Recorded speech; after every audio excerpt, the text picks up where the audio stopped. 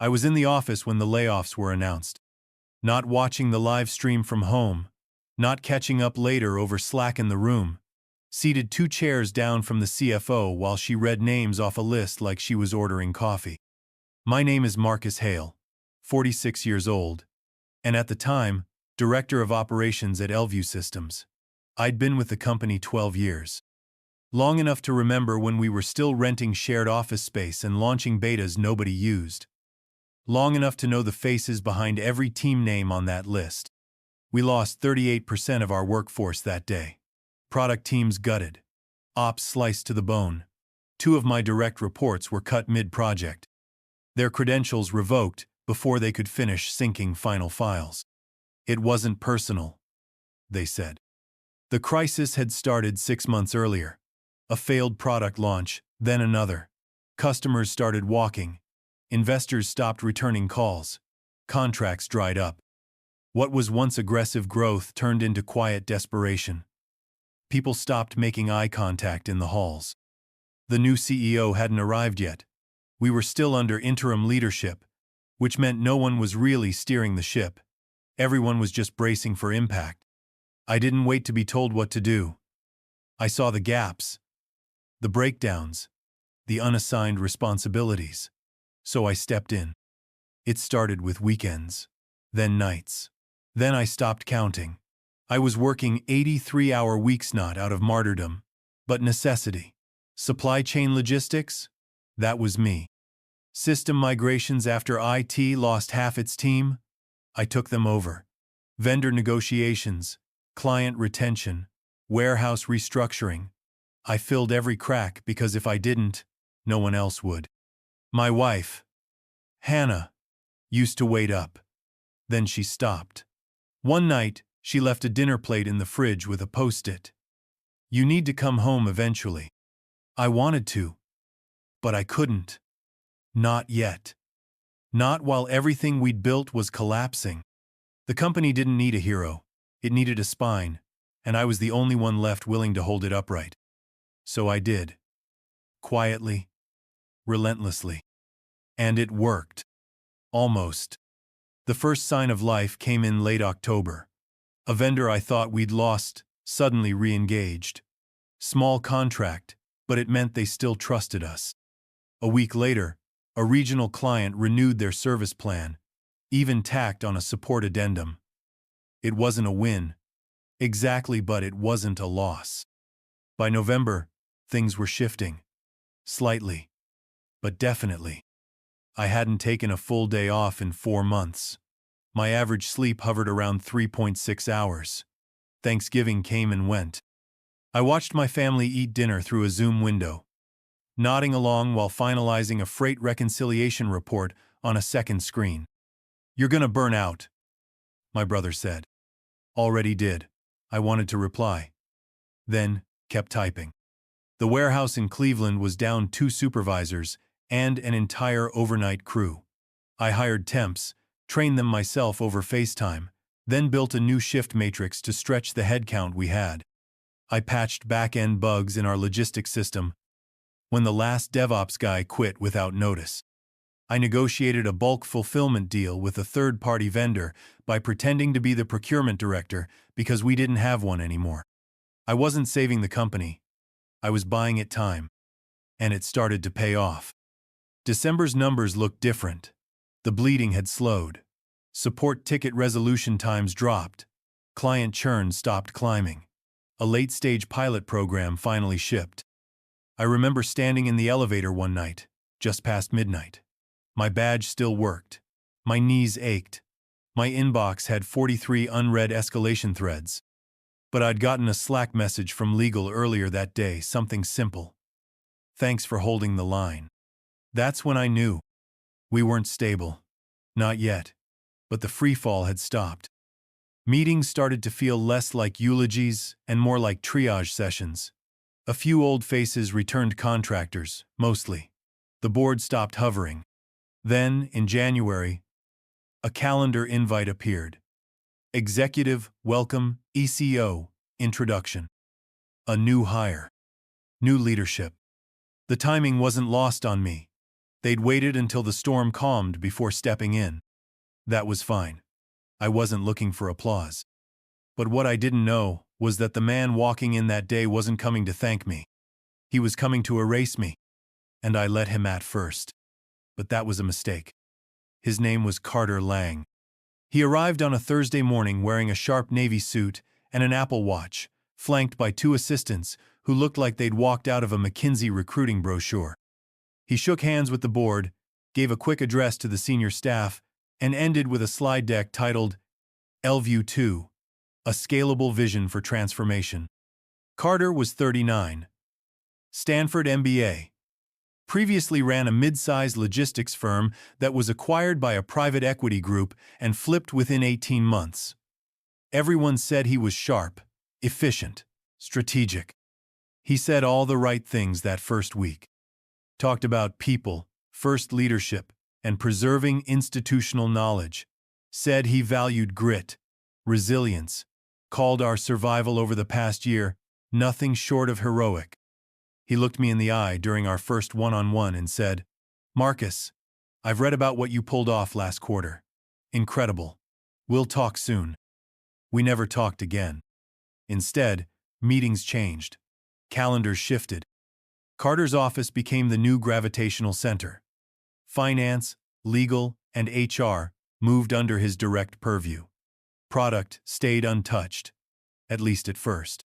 Operations, the department I'd practically kept breathing on my own, was suddenly under review. New buzzwords floated through the halls like fog. Digital enablement. Lean core. Redundancy minimization. What he really meant was, we're getting rid of the people who got us through the worst of it. He smiled a lot in town halls.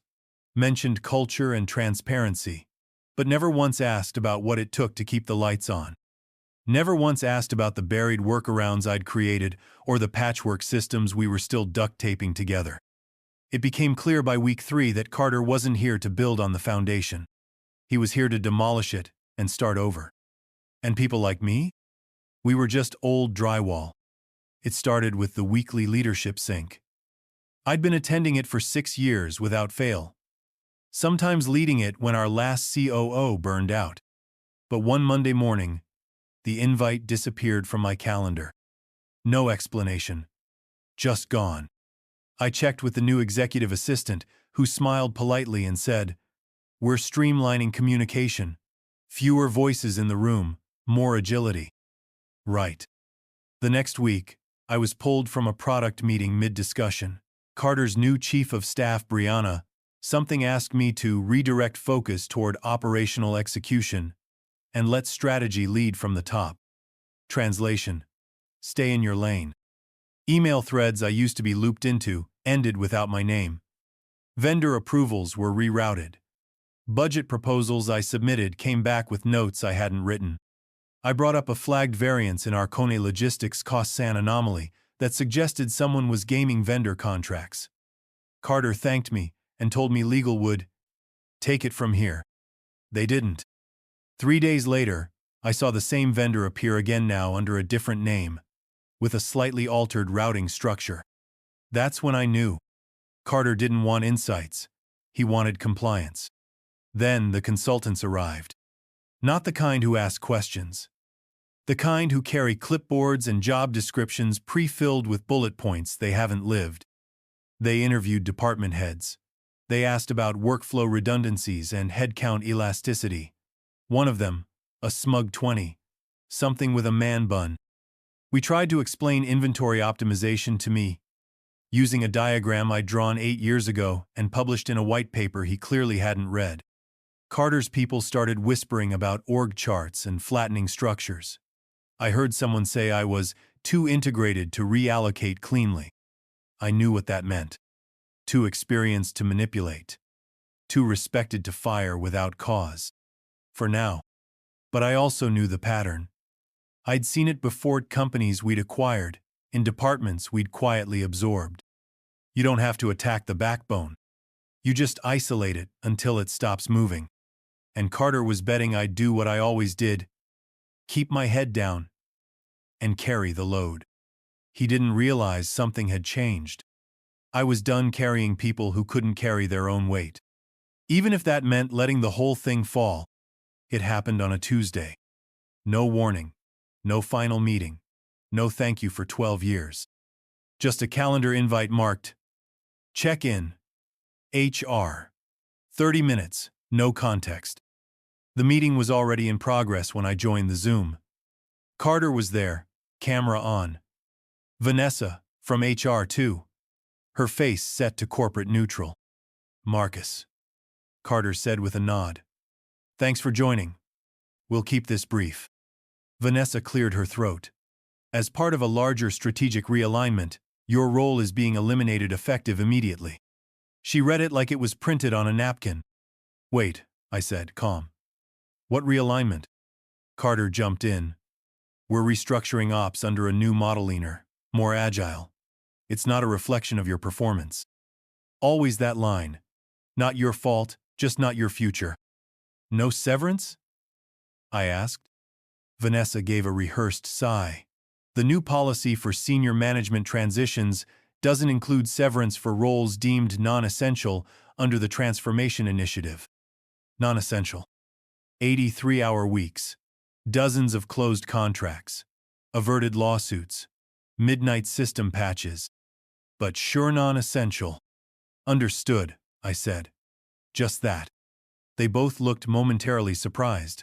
Like they were waiting for me to plead, get angry, shout. I didn't. We'll need you to return your badge today, Vanessa said. A member of the facilities team is being dispatched to collect company equipment. A member of the facilities team. Not security. That's too aggressive. But someone who carries a badge and a checklist. Just enough presence to make sure I actually walk out.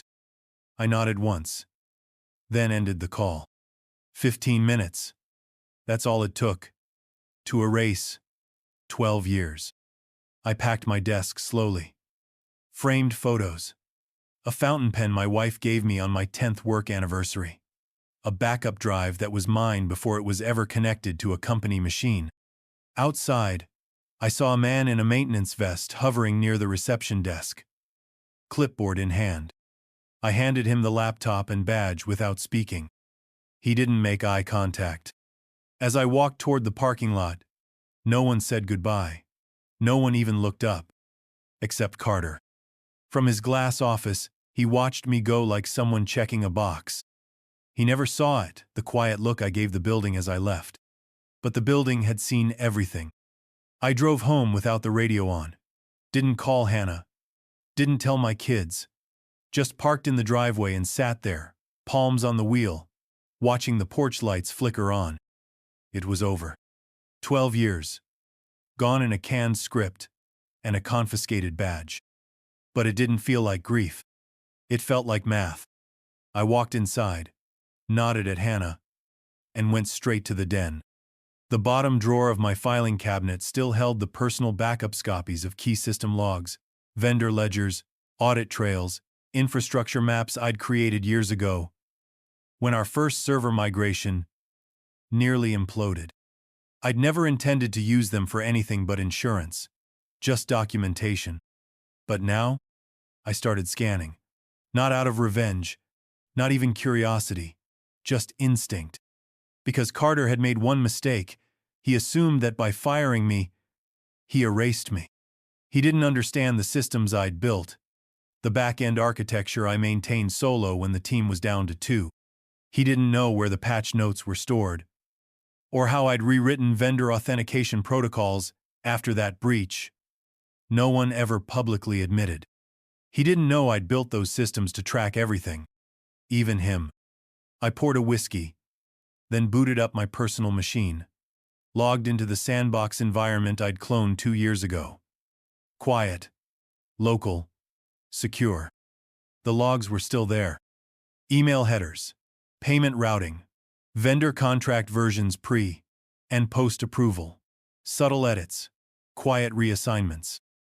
The kind of pattern you don't notice unless you're looking for it, and only if you know exactly where to look. There were names I didn't recognize, vendor accounts that didn't match up, signatures that looked cut and pasted from earlier documents. At first, I thought, maybe it's nothing. Just procedural sloppiness. But then I found it. A consultant firm routed through a Delaware shell entity one I knew Carter had used at his last company. Same naming conventions. Same invoice pattern. Small transfers. Recurring. Consistent. The kind of fraud that doesn't trigger alarms because it doesn't scream. It whispers. I leaned back in my chair, listening to the quiet hum of the hard drive. I wasn't going to tell anyone. Not yet. But Carter had just burned the wrong bridge, and I still had the blueprints. The first red flag was buried in a quarterly budget variance report from 8 months ago. Q2 line item adjustments that had been quietly reclassified without discussion. At the time, I'd noticed the change, asked finance for clarification, and received the usual boilerplate reply. Minor reallocation to support external advisory engagements. Fully approved. I hadn't pushed. There were more urgent fires back then. But now, with time and distance, the numbers told a different story. I sat in my home office, blinds drawn, files spread across the desk like a crime scene. The old reports weren't just backups, they were breadcrumbs. And Carter had been walking all over them, assuming no one was watching. He was wrong. I started with the consultant invoices. Names I didn't recognize. Firms that didn't exist the year before. Service descriptions that were suspiciously vague. Strategic advisory. Organizational fluidity assessment. Digital asset alignment. Buzzwords. I looked up one of the firm's Pinewell Partners billed for 138,000 across 3 months. Their listed address led to a UPS box in Northern Virginia. No website. No actual team photos. Just a polished logo and recycled mission statements. I cross-referenced the billing contact with LinkedIn. Nothing. Then I searched by email domain. That's when it hit. The domain was registered to an entity called CL Advisory Holdings. Carter Lang. I opened a different folder, an old compliance report I'd prepared after our SOC 2 audit 2 years ago. One of the items we'd flagged back then was Executive Adjacent Vendor Approval, a loophole that allowed C-suite officers to authorize certain categories of external spend without audit-level documentation. We'd never fixed it. Carter had found it within weeks of arriving, and he'd used it multiple times. The deeper I went, the more it unraveled. Not just consultant fees, internal memos redirected, performance reviews scrubbed, IP filings rerouted through off-site attorneys. The kind of details no one notices unless they're in the weeds. Which I always was. These weren't isolated events. They were coordinated. And they weren't mistakes. They were preparation. I didn't sleep that night. I just kept pulling threads. One vendor led to another. One strategic advisor was also the listed principal on a second LLC. This one tied to software licensing renewals. Renewals that had inexplicably increased 22% despite usage rates declining. The pattern was subtle, but unmistakable. Payments spaced out. Names shuffled. Descriptions tweaked just enough to evade keyword flags. It looked like nothing. Until you saw it all together. I opened a fresh spreadsheet, rows for vendors, columns for dates, amounts, routing paths, and approval IDs. I filtered by Carter's initials, then by Brianna's. Then by one of the consultants I remembered seeing in our office hallway the week before I was fired. The same names repeated. Different configurations, same story. Shell vendors. Inflated invoices. Internal routing changes. I tracked one payment string, 42, 0 split into 5 transactions, routed through 3 companies, all using the same contact number. I dialed it. Straight to voicemail. No company name. Just a voice that said, "Please leave a message after the tone." The final vendor in the chain had only one public listing. A commercial address in Florida that doubled as a mail forwarding center. They weren't building anything. They were draining us. And then came the kicker. A draft memo in my Archivation early acquisition pitch for Elview's Logistics IP. Not company property yet. Still in development. But the memo outlined preliminary negotiations between an unnamed buyer and a Delaware-based firm representing CL Advisory Holdings. Carter was selling off our intellectual property. Silently. Legally. Except it wasn't legal not if the funds used to bolster the valuation were fraudulent. Not if the advisory contracts were back-channeled into shell entities he controlled. He was dressing the company up for sale using our own blood and bones. I stared at the screen, the cursor blinking like a metronome. Carter hadn't fired me because I was obsolete. He fired me because I was the one person who might have seen this before it was finished. He thought I'd walk away quietly. Instead, I was watching him build a crime scene in slow motion. And now I had the map. I waited 3 days. Not out of fear. Timing. If you drop too much truth at once, people ignore it. Give them just enough, and they'll dig for the rest themselves. The tip went out on a Tuesday night, just past midnight. From a burner Gmail account I'd created a year ago during a penetration test clean. Unlinked, routed through a VPN and public Wi-Fi. I addressed it to one person. Robert Kessler, a board member and former partner at a forensic accounting firm. I'd briefed him once 2 years ago during an internal controls review. He was sharp, asked the right questions, didn't blink when I flagged our executive spending policy as a liability. The subject line was short. Consulting contracts. Irregular vendor activity.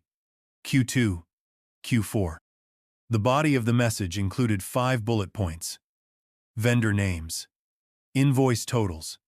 3 line-item inconsistencies pulled from public filings. No accusations. No drama. Just smoke. Enough that someone like Robert would start looking for fire. I signed it only. An invested insider.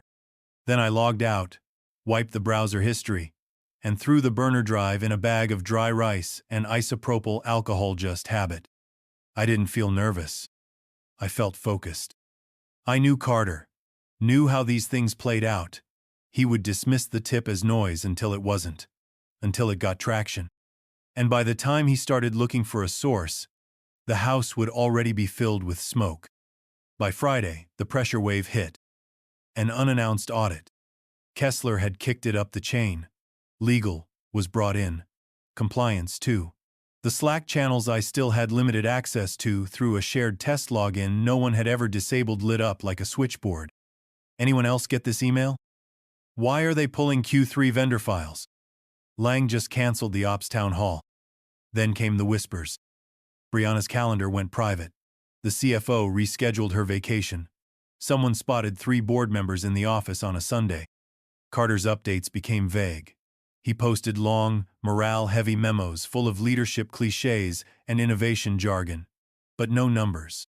Then, quietly, he stopped showing up on internal calls. 2 days later, I got a message from a number I didn't recognize. Hey, it's Aaron from Facilities. You didn't hear this from me, but something's going on. Then another. Marcus, it's Phil. You were right.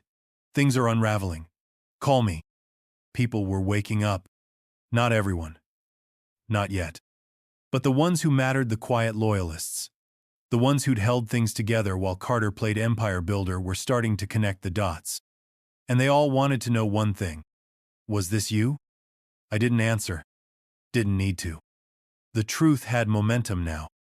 And Carter? Carter was learning what happens when you fire the one person who knew where all the wires were buried. Next would come the panic. The flailing. The cover-ups. I didn't have to stop him. I just had to let him keep going. It was a text. Just 2 words. Coffee. Sean. Sean Patel had started under me 5 years ago, fresh out of college. Smart. Humble. Eager. I taught him how to read between the lines of vendor contracts. How to listen for what wasn't being said in meetings.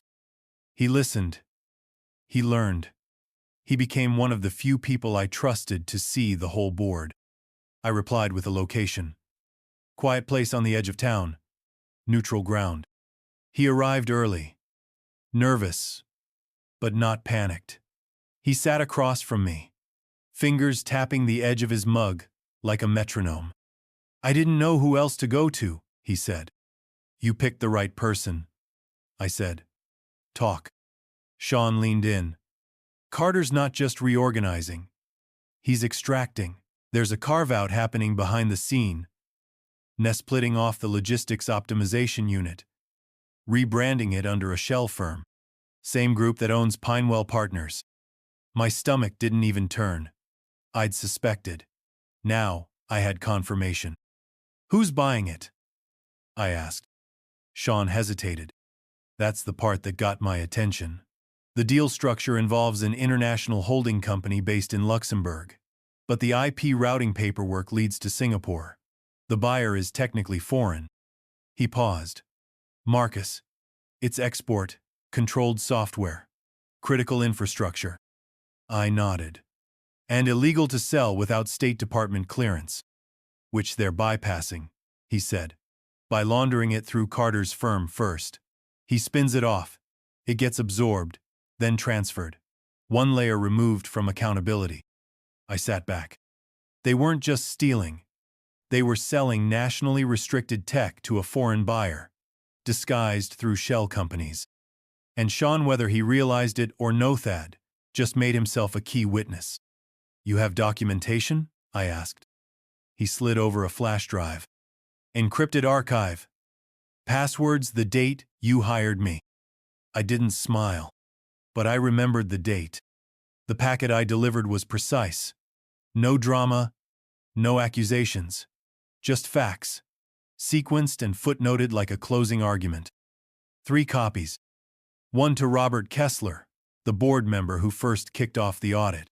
One to a compliance contact at the SEC I'd worked with during a vendor fraud case 4 years ago.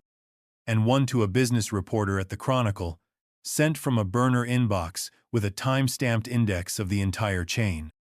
Inside, consultant contracts with matching addresses. Internal memos with metadata revealing tampering.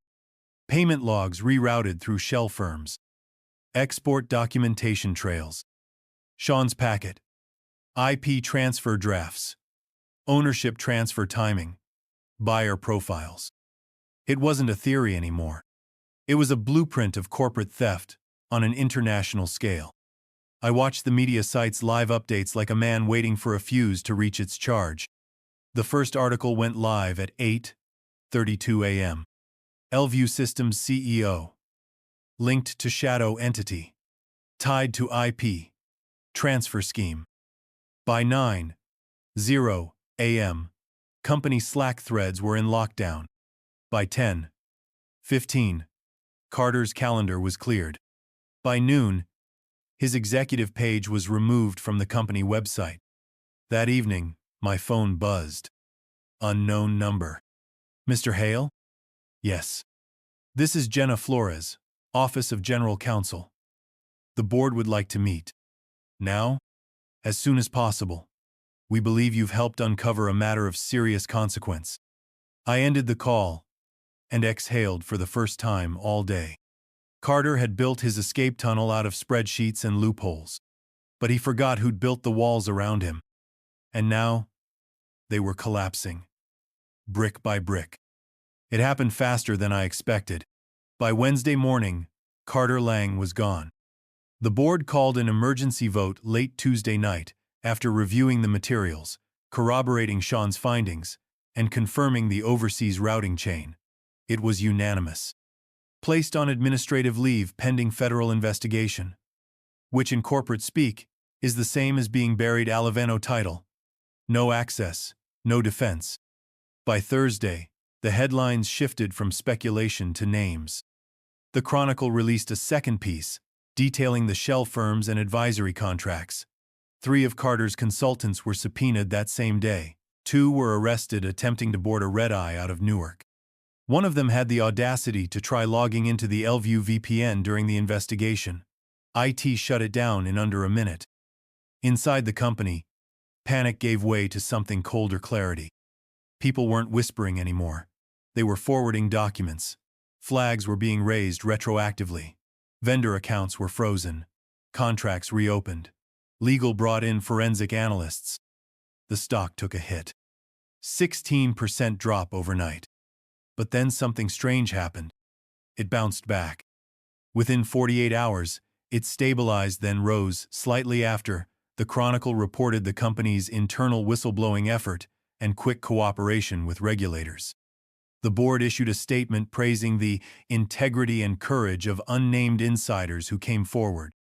I wasn't named. Didn't need to be. People who mattered knew. Carter had been the storm. I had been the tether. Now they were deciding whether to cut me loose or ask me to take the wheel. The meeting was held off-site. Not corporate HQ. Not a boardroom. A private office at a law firm downtown. Neutral ground. Quiet. I walked in wearing the same jacket I'd worn the day I left Elview. No tie. No laptop. Just a folder under one arm. Inside, 3 board members waited. Robert Kessler nodded first. "Mr. Hale," he said. "Thank you for coming." The conversation was short. Direct. They weren't asking me to return to ops. That chapter was done. They wanted me to come back as something new. Chief Integrity Officer. Direct report to the board. Full oversight on compliance, systems architecture, vendor governance, and internal audit protocols. They wanted me to rebuild what Carter had tried to bury. "Why me?" I asked. Robert didn't blink. "Because you already did it once. Quietly. Completely. And without asking for credit." I opened the folder. Inside was a list me conditions. Independent budget. Unrestricted access to internal comms and contract databases. Full authority to freeze executive payments during active investigations. Robert read the first 3 lines and raised an eyebrow. "This is aggressive," he said. "It's necessary," I replied. Silence followed. Not tense, thoughtful. Finally, he nodded. "We'll get you what you need." I didn't answer right away. Later, I sat alone in the parking garage, hands on the steering wheel, staring out through the windshield. It wasn't about revenge anymore. It wasn't even about proving anything. It was about setting the record straight from the inside. But I also knew what this job would cost, and I'd already paid once. So I sat there, letting the decision come slow and quiet. The way good decisions always do. They accepted every condition. No negotiations, no red lines. Just a clean contract with my language intact. Full autonomy. Independent audit oversight. Unfiltered access to historical vendor and financial systems. Authority to freeze or flag any executive-level expenditure without prior approval. The title was Formal Chief Integrity Officer, but what it meant was simple. I would be the firewall. Not a fixer. Not a figurehead. A barrier. I took one day before signing. Not to think it over, but to put the past down properly. I went for a walk with Hannah. Had coffee with my daughter. Sat in the quiet of my den and looked at the old printouts one last time. Not to revisit the pain, just to acknowledge what it had built. And then I signed. Not for them. For the people who were still inside. The ones like Sean, like Aaron from facilities, like the quiet analysts in finance who flagged things no one listened to. I wasn't coming back to reclaim a title. I was coming back to make sure no one ever buried the truth again. Monday morning, I walked through Elview's front doors for the second time in 6 months. No badge yet. Just my name on the entry list and a board-issued authorization letter. The security guard did a double take, then nodded. "Good to see you, Mr. Hale." "Likewise," I said. The elevator ride to the executive floor was quiet. No chatter. Just the soft hum of machinery and the steady thud of my heartbeat. When the doors opened, people looked up. Some nodded. Some didn't. I didn't need a welcome party. I needed one thing. A clear view. My new office wasn't the biggest, but it had sightlines into ops, into finance, into the machine Carter had tried to hollow out. I set down my folder, booted up a clean system, logged into the audit hub, and opened the dashboard. Red, yellow, green. Every system flagged, every trigger sensitive. I leaned back, exhaled once. Not angry. Just ready. I hadn't come to burn anything. I'd come to guard the place I'd already rebuilt, once in silence. This time, everyone would see it. This time, the system had eyes. And they were mine. This story was intense. But this story on the right-hand side is even more insane.